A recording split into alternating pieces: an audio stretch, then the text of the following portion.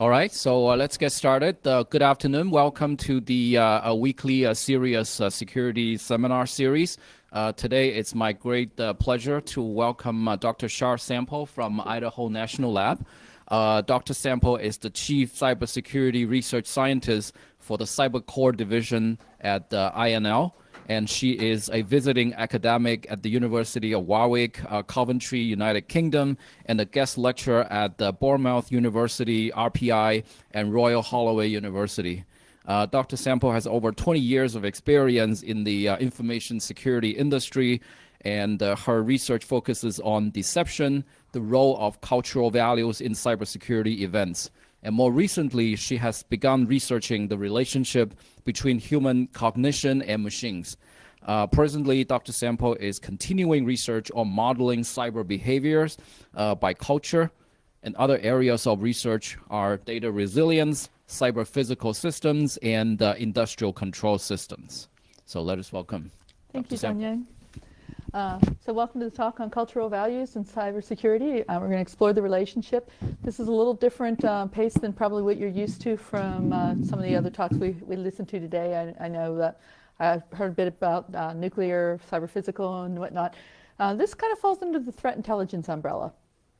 So we'll go through basically the intros, the outline, here of why we're doing this, the background, why this research, some of the studies that I have already done, some of the studies that are ongoing, and then open it up for question and answer. Because we do have a kind of tight timeline and I tend to run over, feel free to interrupt me if I say something that doesn't make any sense. Introduction. So I know we hear this here, I've been hearing it all day here about the interdisciplinary nature of cybersecurity because it does touch all the different disciplines. And we keep hearing, yes, we need this interdisciplinary approach, but nobody seems to be able to settle on what this approach looks like. I have been suggesting that maybe we need to not only think differently, but we need to learn these other disciplines and incorporate from them the models into our work so that when we're talking to somebody about if we're talking about cultural values, we should be able to speak like a sociologist who happens to know cybersecurity, not a cybersecurity person trying to convince the sociologist that we know what we're talking about and they have nothing important to say. Similarly with psychology, mathematics, computer science, physics, any of these other topics here. So this talk actually covers the results of taking the interdisciplinary approach to provide additional insights into threat intelligence research. So what I did when this was based on work that I did for my dissertation, that's where it started. And from there I went on and I worked several years at the Army Research Lab down in Adelphi, Maryland, and got to do some more with it. And that was the basis for my fellowship also. So what I did was I said, let's take sociology and what we know about data science and what we know about cybersecurity, and let's pull these three together and see what we can come up with study-wise. So there's a little thought that there's going to be this single internet culture that's supposed to arise. Everybody's going to fall around the same technical issues and say, oh yes, I see the world the way you do, and this is great. We have one. Yeah, it's not happening. That's not never going to happen, in fact. Why? Because we think differently. Based on where you grew up and what your values are, you will group data differently, and you will, as a result, because you group the data differently, you will come up with attacks that we don't normally anticipate. So one of the things that always gets to me is I hear lots of people say we're going to have this single culture, and I'm like, then why are you surprised at the inventiveness of our adversaries? Why are you shocked when they come at you with something that you hadn't thought about before? If we all are thinking the same, you should have thought about it. So it doesn't happen. Have you ever worked on an international team? So I look here and I look around the room, and I think we have an international population in this room. And have you noticed that there are different habits and different ways and methods to get to the end result, but we somehow find a way to get to the right answer, even if we took different paths to get there. And that's kind of what we want to tap in on, because when we're talking about cybersecurity and threat intelligence, we're not really interested in a single attack, although that gives us some insight. We're really interested in the attack campaign so that we can get to the various steps that they're taking along the way in the campaign and figure out how we can give the most effective response. And sometimes the most effective response is not shutting them down, but rather frustrating them. So cultural values and biases are unconsciously, unconsciously inform many of our decisions. So even when we think that we're thinking something through, we're not really. We just think we're in control. Truth of the matter is we're not. Because if you look at the, since we're all, I'm going to assume most of us are, have a technical background and prefer numbers to words. So when we talk about conscious and unconscious thought, you'll appreciate this little piece of trivia. If we're concentrating on something consciously, we process that information at 40 to 60 bits per second. Okay? But our unconscious thought that's going on all around, well, like I'm talking right now and you're listening to me at 40 to 60 bits per second, but you're noticing other things about me, you're noticing other things about the room, and you're processing that at 11 million bits per second. So which one do you think is going to have more say when you make your decisions? Other interesting thing about biases, we can spot the biases in others, but not so much with ourselves. So we can say, wow, that's great anchoring biases you have there. Meanwhile, we've totally missed ours. This has serious implications when we're trying to profile cyber actors because, again, our biases are getting in the way of what we're seeing. So something else that is of interest, we find that cultural values are very enduring. Now, it is true when you move to another country, you will pick up the values of that new country, but it doesn't fully embed itself into the into the structure, the family structure, until the third generation. And even then, having grown up, I think I'm what, fourth generation? Yeah, third or fourth generation in my family. No, fourth. I still see in my parents some of the old values that I was like, are you kidding? Nobody does that.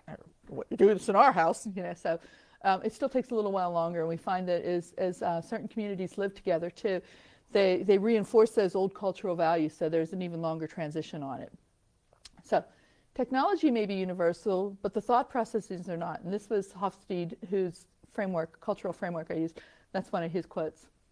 So I said, I'm not really good about having to deal with interviewing people. Anybody like the Big Bang Theory? Okay. So there was one episode where I think Amy asked Sheldon about whether he wants to do experiments on humans, and I think he said that was like one of the few forms of human interaction that he actually liked, he found enjoyable. So that's kind of how, I'm not Sheldon, but I do find it a little difficult to deal with people one-on-one. So I thought, let's find data, and I can use observables and go ahead and do it this way. 11 million records can't be wrong, right? So I said, if I do that, I've got to find ways to, I'm going to have to process it think like a data scientist, but I want to put it inside this cultural framework. I want to do observation because I don't want to have to talk to the subjects and worry about injecting my biases or worse yet, just interacting. Then we had the MITRE Cybox framework that I wanted to use their cyber observables.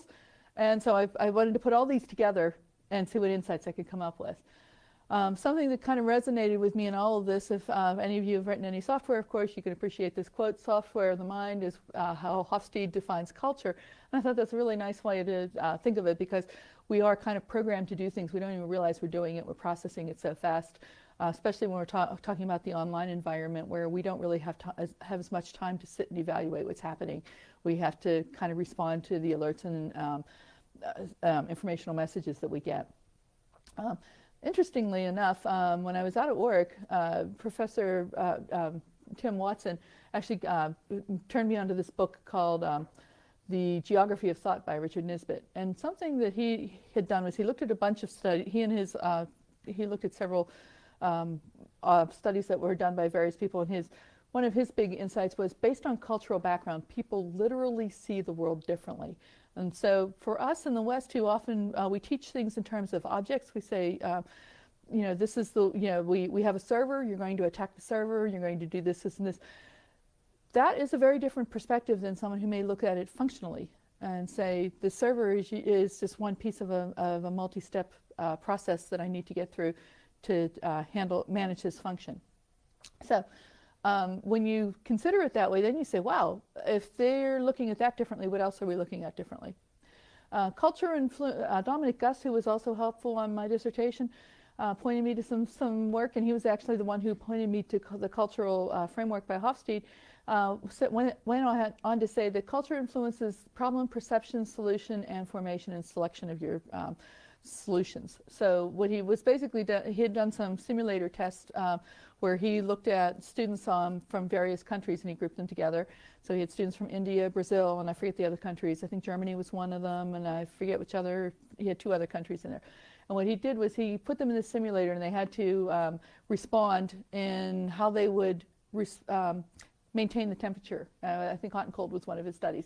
And he would, on his end, he'd be tweaking with the temperature. And he found that some students were very dramatic in their changes and others were more slow to try to, they were more gradual in their processing. And amongst other things, he found out as he talked to this, as he had performed his experiments, and I guess spoke to the students, he found that the way that the people looked at the problem itself, that was one issue. And then how they came up with the list of possible solutions, that was another cultural bias, culturally based inference there. And then finally, how they selected it, again, culturally influenced. So why this research? Because a lot of people have done, we've had scientists do studies on psychological traits, and they found that their success rate was not significant enough to be able to actually go with it and say this is how we're going to predict. Because psychology looks at the individual, culture looks at the groups. So what psychology does is it's a subset here that tells us I can look at certain behaviors based on your psychological profile, but understanding your norms, that comes from your culture. So I may say, if I want to do this attack at you, that's kind of a bridge too far. I can't, maybe I've defaced something of yours and I'm going to rub your nose in it. Or maybe I might say, no, I'm not going to rub their nose in it. That's just way too, that's not very cool. That's not very nice. So that's where my cultural values come in. Again, we know that nations behave differently. How do we know this? Because when we're looking in threat intelligence, we have these things called TTPs, right? Tactics, techniques, and procedures. And we collect them and we separate them out. And we say, well, we know that this group does this and we do this group. All I'm suggesting is that we take these groupings of the different TTPs and how do we put them in a cultural framework?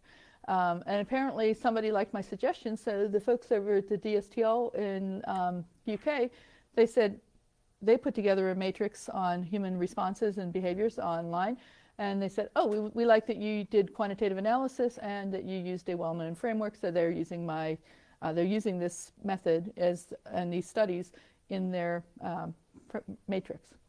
So what's our real desired outcome? What do we really want to get out of this? Well, we want better insights into our adversaries and into ourselves too. So, okay, some good studies to let you know about before we get kicking off here. There's a study called the WEIRD study. This is probably one of the best studies done in psychology. Actually, when I was working at ARL, all the behavioral scientists were surprised that I knew about the WEIRD study. They said, oh, do you know about the WEIRD study? I said, well, I did do a little homework here. The WEIRD study, WEIRD stands for Western, Educated, Industrial, Rich, Developed. Okay, that's the acronym there. What they found in the WEIRD study was that the vast majority of the studies that had been done on psychology was, and I'm going to probably get my numbers flipped here, but at least 80% of them had been done on Western students, on these weird students. And out of that group of Western students, the vast majority of those were American students. So we find that if you talk to some of the psychologists, they will be so bold as to say that psychology is the study of American college students. So that was a little joke. You don't have to laugh though. So we find that so that was Henrik Heine and Noren Zayn, and they did this study back in 2010, and that became like a landmark study. Gus and Dorner, Dominic Gus was very helpful. I mentioned about his simulators and some of the decision making. He's looking at how we make decisions on the fly, and he was looking at how cultural values influence that. There was a nice study done by Morgan Cross and Rendell, who said nothing makes sense except in the context of culture. Here they're talking about how you may not understand why somebody makes a decision they make, but when you put it in terms of cultural values, then suddenly everything falls into place. Because that's, again, what's normal, what are the norms being established, and how we're even trained when we're trained at school and education in general. Whoever is training us, they're transmitting their cultural values onto us also. We found that Michael Winkoff in 2013 had found that students from restrained cultures or closed societies were actually better at math and science than their students from indulgent countries, which was kind of an interesting find, and has, when you put all these things together, you say to yourself, what does this all mean in cyber? Surely we're not, all thinking the same then. Culture and thought. Nisbet also talked about the East-West divide. That's actually the big big push in his book is about the cultural divide between East-West, and he noticed that students from the East tended to do better at algebra and arithmetic, and the Western counterparts tended to do better with geometry. Why was this? Was because when a lot of these students, and they looked at different studies, of course, that had been done, a lot of the students from the West, when they're growing up, even when they're toddlers, right, and they're learning words, they're learning the words in terms of objects, like ball, cat, dog. Students from the Eastern cultures were learning, when they learn the words, they're learning them like in function. So I think one of the ones that they gave as an example was one of the languages, there's no regular word for white, but it's like the white of snow, the white of cloud or whatever. So there's different types of definitions to a word that we just assume is an adjective. What he also found, there was another study done where they found that the students from the Eastern cultures had more difficulty separating objects from their surroundings. Because they understood the functional relationships, they understood the importance of background data. And the students from the West were worse at being able to understand those relationships, but were better at looking at the objects. So when they changed things in the pictures, what they found was the students from the East, if there were changes in the background, they saw that, but if there were changes in the objects up front, they didn't see it. And the students from the West, it was the reverse. If there were changes in the background, they did not detect them as quickly. So what this means, and we talk about in threat intelligence, and particularly in cyber deceptions, we talk about managing perception. But what has to happen before you can perceive? You have to be able to sense. If you're not sensing it, I can do all I want with perception management. It doesn't matter. It's wasted. So there was also the notion that we have one group of people, what we consider we have to take control, like with our cyber kill chain. We talk about owning servers, taking over, establishing our foothold, doing all these other things. We have another group of people out there that say, I really want to understand the big picture overall and understand how to manage all these functions. And I don't really necessarily need to own all the functions. I need to know when is the best time that I want to do what I want to do with the function or prioritize my needs. So Hofstede, this is the framework that I used. He has 6 dimensions to define culture. He has 100 countries, scores them 0 to 100. It's a widely adopted framework. It was actually used in management. But it is approved by the anthropology departments or the sociology departments, so they are familiar with his work, and there are criticisms to his work. I will say that, and that's why I use the other ones to help fill in the blanks, because part of Hofstede's very good at helping. I can use his dimensions to help me tell me what I'm seeing, but the why, he could use a bit of improvement. So his why, he gives very broad explanations, so you have to do some more digging and find out more from the other ones out there.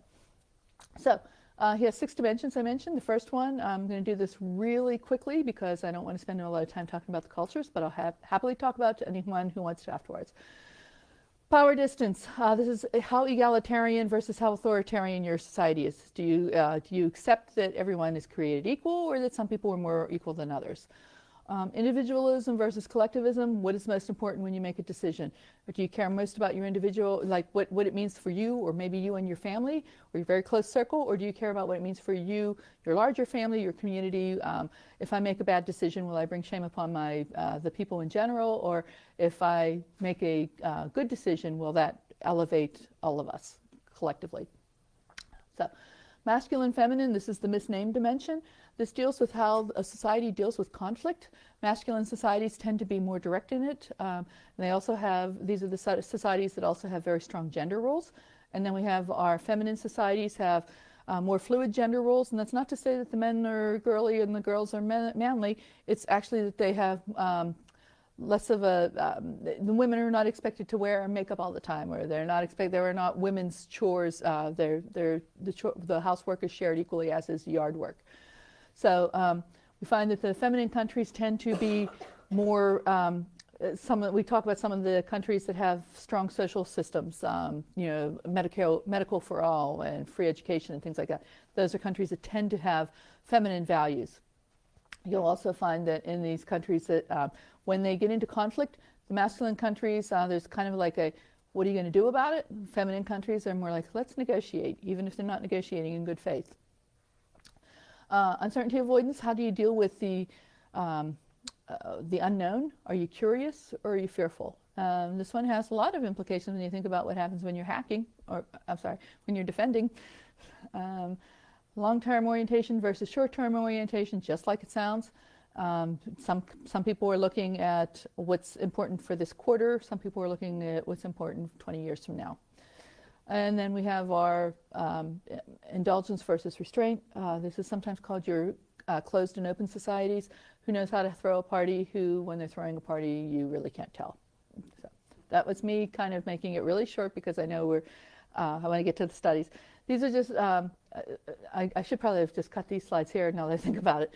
These slides here are just depicting the different colors, and they're showing some of the behaviors that are associated with the high ends and the low ends of the dimension.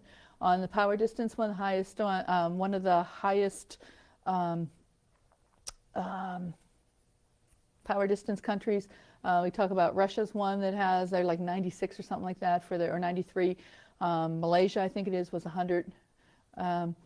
We talk about the low-end ones, the green countries, Israel, Austria. We show the United States as green there, but actually the United States is a little closer to the middle. There are quite a few Western European countries that are much more egalitarian than Americans are. Individualism versus collectivism, just like I had mentioned before. So interesting finding here on countries that are individualist. We found there was a study done by Yu and Yang, I think it was, back many years ago in the early 2000s, I think. And they actually found that there's an association of creativity with individualist societies, and there is a less creativity in the collectivist societies, and the suspicion is that the decisions are based on that groups, because they are based on what's best for the group, this tempers some of the excesses. Although they were unable to explain in that study things like flash mobs. So. We mentioned masculine and feminine, strong gender roles. So here we have our dark countries are, Japan would be an example of a very masculine culture. Norway, I think, Norway, Iceland, Sweden, Finland, those are more the feminine countries. Humility is highly valued in these countries that are feminine, so they may keep it close to their vest what their skills are because they don't like to brag. Uncertainty avoidance. Our dark countries, again, are the ones that are very high in, they're fearful in terms of what's new and what they don't understand. So the outcome of that is when you're trying to control everything, you're going to be very precise because you want to make sure that you can control for every situation. Lighter countries are more creative, more curious, so they they'll try anything. So think about what that means when we talk about, like, when we're looking at doing some attribution work. Would we expect countries that are very precise to some of these high uncertainty avoidance countries, would we expect more surgical attacks from them than maybe we would from their counterparts who might have a lot of bloatware in their attacks? Long-term orientation, short-term orientation. The long-term orientation associates with holism, and of course our short-term orientation, that again associates with object-oriented thinking. And of course, indulgence versus restraint. I've mentioned that the dark countries, they tend to be better at the math and science. They also don't like to telegraph much about what they're doing. And our lighter countries, which are the closed societies, oops, I have a typo here. Okay, my countries that are light, I'm looking at those actually should be my restrained ones in the, oh no, I got it right, dark countries are indulgent. But the indulgent countries don't do close to the vest. I have my bullets mixed. They're actually, they like to celebrate in the indulgent countries. And so they're more willing to brag about what they've done as opposed to their counterparts who are more closed and keep it close to the vest, like I said earlier. Now we get to the fun part. So we have this study. We have the study data here. There were several studies that I've done because I wanted to understand a little bit more about attackers, defenders, and victims. So being poor and not being funded at first, I did a study looking at DNSSEC because I also like DNS. I have a little DNS addiction going on. And so I said, let's see who else assigned their zones, because it's the first thing you do in DNSSEC. And anybody familiar with DNSSEC? Okay. Anybody actually run anything with it? Yeah. Okay, so assigning your zones is the easy part. Managing the keys is not. Exchanging the keys is not. So I thought, let's see who just thought that this would be a good idea to assign their zones at least. And the funny thing, I had a friend that was working at ICANN at the time, and I told him about this study, and he actually shared with me that I think it was Poland not only signed their zone, but they made all the subdomains sign their zones too. The country actually did that, which I thought was kind of interesting. Poland being one of those high uncertainty avoidance countries. Yeah. So anyways, so I just looked at who signed their zones back in 2015. It was just a simple shot in time, working with a friend of mine. And then I got, because of that study and a couple other studies, I managed to get some funding from IORPA to do a study with a lot of data, and that's how I got the Zone H archive, which we'll be talking about. And I use Internet World Stats because when you're trying to look at all these populations, you want to make sure, especially if you're doing correlations, that you can at least account for the population and normalize your data. So, Zone H, let's talk about that. This is an example right here of, I'm pointing to the back of me and there's nothing behind me. So, these are some examples of some of the web faces that were defaced using Zone H. And you can see here that we have lots of different things we can look at that that I had mentioned, like bringing other majors in would be probably pretty relevant. Symbolism on the one that looks to be something like ISIS, if it is or not. It is a Saudi lord is actually a Saudi Arabian citizen or group. The Bulgarian cyber army really is from Bulgaria. And you can see the very different styles of what they're doing when they're hacking the websites there. Here we have Iran and Turkey. For those of you who are familiar with BSD, you can appreciate the symbolism of the demon there. You can see the Iran, Mr. Terror here. That's the Iranian flag in the background. Now, you can see here that there's other information that's showing up on here that's kind of interesting in addition to the symbolism, right? So here they're going and they're listing other groups. On Mr. Terror was here. They're listing other groups that they work with. Or they're, so can we do some lingography with that, right? We have to extract it all, get it out of there, but that's why I said, yeah, maybe working with someone who's familiar with natural language processing or linguistics in general, they can extract that data out there and start grouping them, and we can start seeing these relationships between these different groups. Similarly, with our friend here on this Turkish group here, they're telling more about themselves. They apparently like FreeBSD, Linux, AIX, which I don't even know if that's still around, and then they're mentioning Windows. I'm not sure why. This is an example of what one of the records look like. Okay, so you can see that there's a lot of different things to parse through here. You'll see here that on the top up here, we've got, that's the date that it was reported. This is the date once it's accepted, and Zone H says, yes, this is legitimate, we verified it. They will fill in that date. This is the group's handle name. So this is where the first fun part for the cyber people come in. You have to do your attribution. Yemeni hackers is who that YMH is. They tell you the actual site that they hacked, right? You got the domain and the page, and they give you the IP address of the web server that they did that with, and they're telling you what operating system they're running, what software version on that, so Linux, Apache, why they did it, how they did it.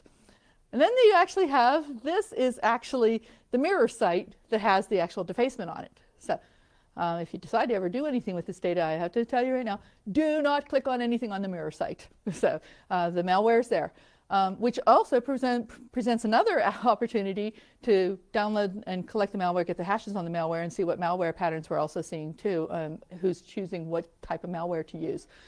So we have a lot that we can look at here, and there's because of time, I'm not going to go through all the fields because I want to go through the studies too. But they'll tell you if they've refaced it. If obviously this one was not yet published because they're waiting to make it public. This is an important field right here. This is the unique identifier for the record, so you don't want to lose track of that. But what you can do is when you go to this site here, then you can go ahead and pull all the text out of the site. You can pull the images down, and you can do whatever you want with that too. So when I talk about interdisciplinary nature here, we have something that is of interest to the data scientist, the cyber people, and of course the behavioral scientists. So for the cyber people, the cyber people have to go ahead and do all the attribution on this, okay? Because they're not telling you where they're from. And even if they're telling you where they're from, sometimes it's not where they're really from. So there's a Turkish group that calls themselves Canadians. They're not. So there's a lot of fun things that we can do with this, and I'd love more than anything to be able to have a group of students that I could work with from each of the different disciplines and say, let's focus on this particular group of attackers, because we've got 15 years worth of records here, right? Let's look at this particular group of attackers and see see their progression, how they've changed their style over the years, if they've changed their style at all. What have they done with their targets? How have they changed their output on what they're doing? Because they're telling you everything here anyways. So this one took a little while, Tunavado. This is a Paraguayan one. Again, and Paraguay and Brazil apparently having some issues here. We have patriotism. He chose to use a SQL injection. So 2014, before I got the Zone H data, I didn't get the Zone H data until late 2014, early 2015. So the Zone H data, before that, we were just trying to get some interest in the work we were doing. So looked at some technology adoption rates and said, who's getting onto Facebook, Twitter, and LinkedIn? Now, Twitter was new enough at the time that I couldn't even do a correlational analysis on the Twitter data, because we were still just getting the people, countries were still coming online with Twitter at the time. So we used a slightly different method to evaluate Twitter than we did the other two. But Facebook and LinkedIn had been around for a while, and we had made some assumptions that social media might appeal to people from individualist countries. So we thought we'd run through and see what we actually would find. So what we ended up finding was that, and we also, because not all of the services had been, and believe it or not, when we were looking at the early years of some of these things, we couldn't there were some countries who couldn't get a full 20% on the internet at the time. So we had to eliminate those countries too.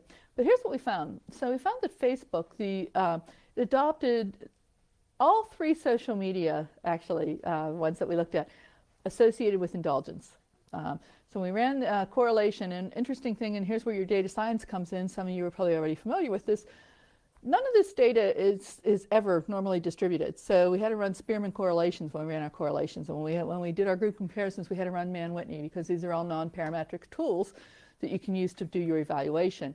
Otherwise, if you tried running a Pearson correlation, you're going to get your findings, a lot of people might not know to challenge it, your findings are not going to be accurate. So Facebook, we found the indulgence, we had a strong correlation.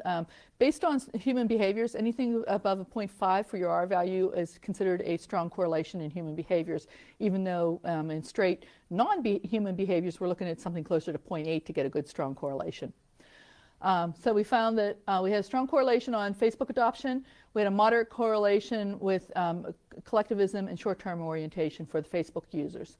We found that on LinkedIn that we had egalitarianism and short-term orientation. We also found that strong indulgence showing up. And remember, I said with Twitter, I didn't have enough data to run a nice long correlation on it. So we did the group comparisons with the Mann-Whitneys, and we found that we barely had a hit on the masculine dimension, and we found that really strong indulgence showing up. So DNSSEC, similarly, because we were looking at a point in time, we just did a quick, rapid group comparison, and we found that it actually found some pretty strong findings here, that when we looked at the top-level domains, and we pulled them down from ICANN and saw who signed them, we found that the countries that were low in power distance, which means they're egalitarian, and they are high in individualism, and they are long-term oriented, these countries tended to be the ones that signed their zones, and of course their counterparts did not. So I mentioned IARPA was very nice and bought the Zone H data from years 1999 to 2014, and there were there's like, I think there's like 12 million records in there or something like that. So they had said, we want to see if we can use culture to predict kinetic events. So they also gave me another database to work with, and that's the All IQ's database, which is all the global news stories. And so what we had to do is again, we're pulling all this together. And they want to see, so I have to use Hofstede, have to use the Zone H data. And then we have this IQs data. So what I did was I said, let's look at all the kinetic events that happened. Anything that went from like sanctions all the way up to some sort of firing of bullets. And those would be the ones that I would say would qualify as kinetic events. So we agreed upon that. And when we looked at the distribution for that, we found that there was nothing really special. It didn't deviate much from Hofstede, so I didn't have to do anything special here. We wanted to see what the relationship was, so I randomly chose, because at the time I wasn't really sure what number, but it turned out to work out well. I said, let's go, anytime there's a kinetic event, let's look for something in Zone H that occurs within 30 days of it. It turns out that actually most of the occurrences occur within 14 to 15 days of an event. We also found that when I looked through the data, I had to put the pairs together by the top level domain, who's fighting. So if it was India and Pakistan having to go at each other, is it Syria and I don't know, Israel having to go at each other? That's how all the pairings were done. And then looked for the top level domains where patriotic revenge or political defacement occurred. Pulled those out and said, okay, if we use the example of India and Pakistan, I'd say, okay, I'd look for a PK or ID. I think India's ID, or is it IN? I forget what their top level domain is. I think it's IN now that I think about it. Okay, look for those ones to be in there in the set there and see how far they're measuring off. Interesting thing, one of the interesting findings that was kind of just mentioned as an incidental was not every country leads with cyber. There's an assumption because we lead with cyber and some of our adversaries lead with cyber that everybody does, but actually found that some countries led with kinetic and followed with cyber. So looking for what we can actually find here, I mentioned there's a manual attribution process. At the time, none of those records had been attributed, so I spent most of my time doing the attribution on these groups. So the result is I have about 1,500 actors that are attributed. And yes, the attribution was verified. So can't share all of my sources, but I will say that every actor that it was attributed had at least 3 sources that could be used to do it. And then I have a friend that worked over at DIA that actually said, yeah, you got this one right. Or, so we went through them. Okay, so once I had, what did I find? So again, I mentioned kinetic profiles showed no deviation from the Hofstede profile, which was great. So what I found was attackers in general came from the authoritarian countries. They're masculine and they're restrained. And the victims tended to be masculine. We'll revisit this masculine on the victims later too, because we actually did there was a follow-on study that was done. We had this other group of actors that showed up that were I call them the uninvited third parties. So if 2 countries were having a go at it, let's say we'll pick on India and Pakistan, an Argentine hacking group might weigh in on the conflict and tell whichever side that they were opposing, they'd say, you're wrong, and they'd go ahead and deface the site. So we had this group of third parties, there was enough of them that I said, let's look and see what we can find out about these, and they tended to be authoritarian in values, they were masculine, and of course they were also from restrained societies. And then we had some that were we looked at both the countries that were both attackers and victims. And we found that they tended to be authoritarian and restrained. So I said, one of my coworkers suggested at the time, she said, why don't you trend the data, Shar? I said, that's a good idea. So we did that. So we found was as it went on, as time goes on, you see here, our authoritarian countries on the very short 5-year interval, very high in power distance, but when we go back 10 years, it's still strong, just not as strong. So what we're finding actually was that the authoritarian countries, they actually looked at this, viewed this attacking these websites and doing these patriotic and political type defacements as this is a good thing, and so they encouraged it. We found a moderate correlation on the 5-year interval with curiosity. And at the 10-year interval, we saw that it was actually a little stronger. So that, over time, is actually getting weaker. And if you look at our 5-year and 10-year on the open societies versus closed societies, we found that strong on both. But we found that, again, over 10 years, it was not as strong as it was at the first 5 years. Victims, again, we found long-term, we found the short-term orientation on that when we tried to correlate that over time, when we trended it, and we found that even though these, on our previous one, I had mentioned that they were feminine in value, when we tried to trend what was happening over the long term, we found that it was becoming less strong, more of the short-term orientation. And of course, our uninviteds. Again, I'm going to try to slip through here quickly because I know I have 5 more minutes here. So we found on the study that indulgent countries actually not only, they actually strongly correlated with longer time interval. So the thought behind this is that when there's a country is deciding whether to respond to a kinetic or a cyber attack, and they're going to use the other method to do it, there's an awful lot of generals have to, and politicians have to decide on what they're going to do. And what we found was that the indulgent societies take longer to make that decision. The thought being that they have to weigh out all the options, and they actually do care about what everybody's saying in the room and think it through. Whereas the restrained societies, there's just somebody who's making a decision, and they may listen to what you have to say, but they already made the decision and they're marching. This one is actually one that I'd love to do a follow-up on, and this one is the self-identified attack vector preferences. So what I did was everyone's probably familiar with the MITRE SciBox, and within SciBox they have KPEC. KPEC takes all of the different attack vectors, groups them together into like 25 different groupings. And you can take those groupings, and remember we saw on our earlier records, they gave the attack vector that they used, the attackers did. So we found the ones that were common, said let's use that, and let's look at the groups that are self-identified. So they may say, I'm the Iranian hacker group or something like that. So I can compare them against the ones that are not self-identified eventually. And this is the study I'd like to do. And if we find that the self-identifieds are accurate predictors of the non-self-identifieds, then we would be in a good spot to actually predict what attack vectors people want. But I needed to have the baseline first on the self-identifieds, and so that's what this study is here. And there were some interesting findings on that. So O-Day attacks, because I remember thinking to myself when I saw this, I was like, who would burn an O-Day on a website defacement? Apparently, some people who are very authoritarian and very restrained. It does actually happen. The brute force attacks, I kind of expected that one to be a little more associated with masculine values because they don't really care what you're doing if you're upset about it, because they're very direct in their conflict. And sure enough, we did get a hit on the masculine values. Configuration errors, strongly associated with authoritarian countries and masculine values. And the SQL injection, again, this is one that I thought the SQL injection being a little more elegant than, say, a brute force attack might appeal to someone with high uncertainty values. And sure enough, there we go. We have our high uncertainty values. And then we have our social engineering associated with masculine and restrained countries. Interestingly enough, on the social engineering, one of Hofstede's things when he was talking about how different cultures use technology different, he said that masculine countries tend to be more information seeking and feminine countries tend to be more information sharing.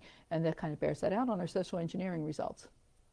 So there was another study done where I was trying to get someone to get some other work done, and I kind of figured if I pressured him by doing a study on social engineering victims in general, just looking at the larger set, as opposed to just the self-identified ones, I'd see what came out. And sure enough, we found that victims of social engineering attacks shared these common traits. They tended to be more individualist, they tend to be egalitarian, and they had long-term orientation. So the person I was trying to force to get some things done was a student named Mark Kalenko. He did a 10-year analysis on the victims, and what he found, something he found that was overwhelmingly interesting, fascinating to me, was not only were the countries of all these defacements, these government websites that have been defaced using these type of various attacks, were masculine. Remember the former IARPA study, I know I'm talking fast. We also mentioned that the victims tended to have masculine values, I'm sorry. So he not only found that masculine values were across all cultures, but what I found the more significant finding was when he tried to trend the value over the 10-year period, the findings were constant, which of course lends support to cultural values being enduring. So no matter how much we try to train somebody to do something differently, these cultural values are going to go ahead and overtake what we're doing here. So I've got 2 minutes to get this. Okay, conclusions. So these studies were exploratory in nature, and they were done to create baselines for predictive studies that are supposed to be underway but are not really underway because I haven't had time to do them and I have no funding to do them. Cyber actors right now appear to have behaviors that associate with their cultural values. And this is not surprising because when we talk about how we do kinetic war, we have to understand the cultural values of the person on the other side. So why would cyber war be any different? Cultural values may or may not be perfect predictors, but they do provide context and set the norms. So we may not be able to say that this particular actor out of this particular country, we can't predict exactly what he's going to do, but we can say he's probably not going to go there for this other thing because of the norms. The reliance on data to inform the explanations and the behaviors, while relatively new, has been well received by parts of the U.S. government, our Five Eyes partners, and NATO. So with that, I'll leave you with Hofstede's famous quotes. This dominance of technology over culture is an illusion. Software of the machines may be globalized, but the software of the minds that use them is not. So I think we have time for a couple of questions here.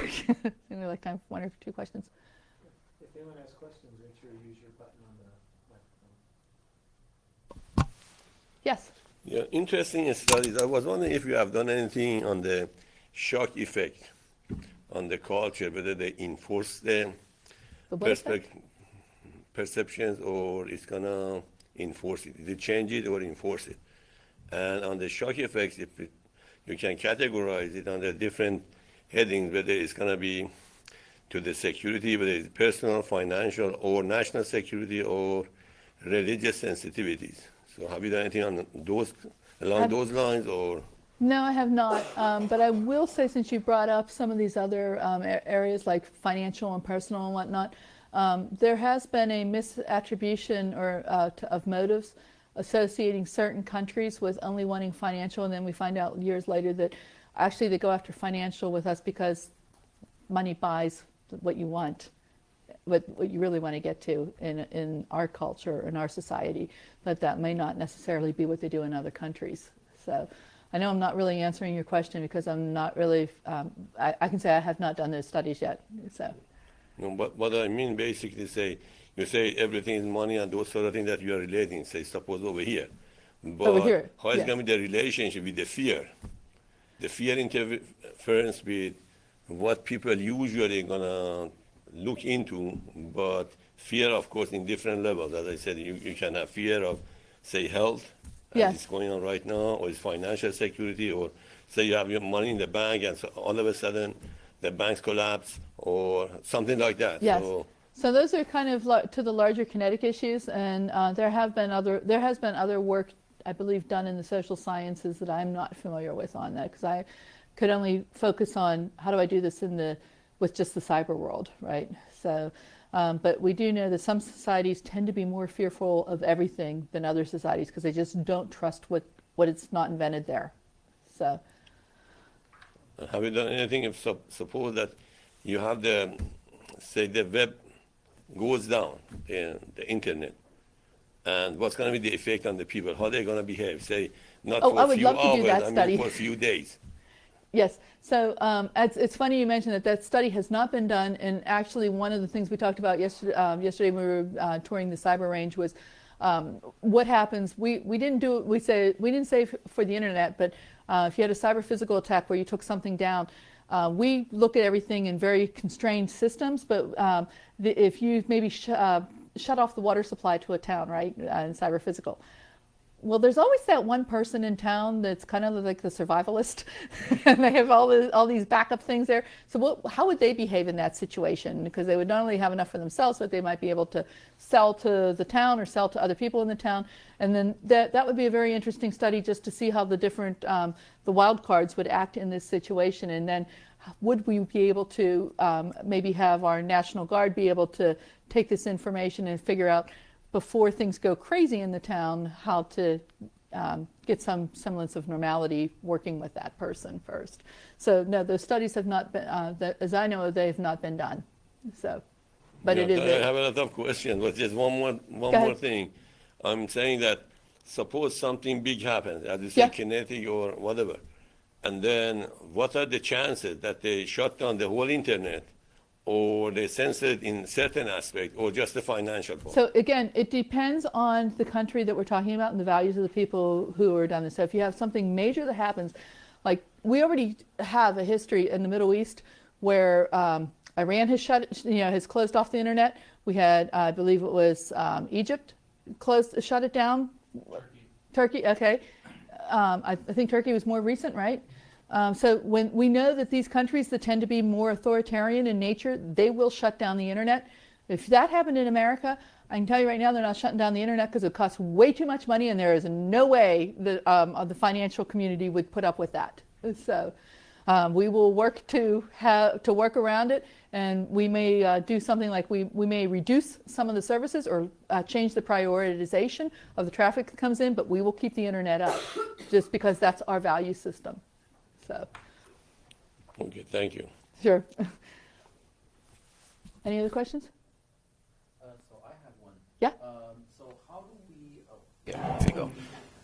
What is the methodology to actually verify the ground truth? Because I understand that the data-driven analysis Yes. has to be verified against the ground truth. I'm always technically curious, how the ground truth acquisition is done.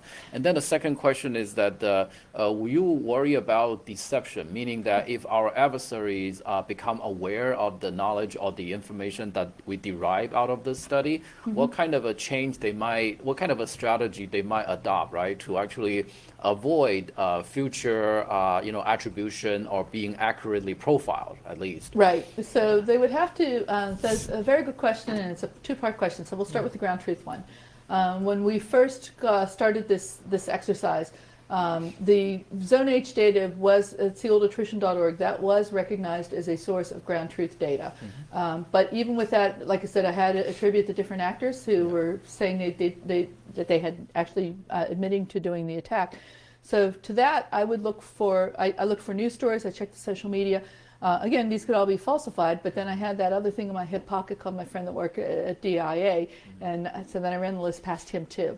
Some of the groups that were really hard to do, like I showed you to Nevada. I've had a friend at the University of Warwick that actually spent a lot of time going through social media as well as other sites to look to see what he could find on that one.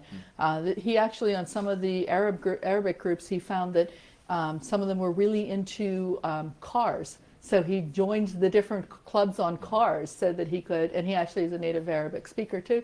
So we were able to do a lot of, there was when I say it was painstaking, because out of 11 million records, we only have 1,500 actors attributed. So that's, so that's the first part of it. And some of the early ones too, I even looked to see if they had been convicted. Because if they had been convicted, that's your last, that's a sure point of ground truth. Now, on the actual news story, the other piece was, you said something about, that was the ground truth, right? Yeah, so ground truth data, the customer said, look, we're going to use IQs, the news stories, that's one source of ground truth data, and they actually specified the Zone H data as a source of ground truth data, even though I had to do the attribution piece. Yeah.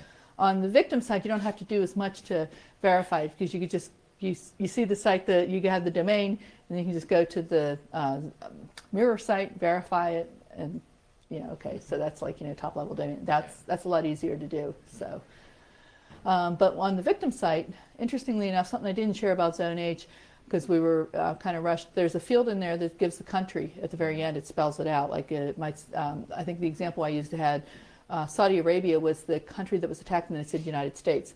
Well, what that means was that the server was actually physically housed in the United States.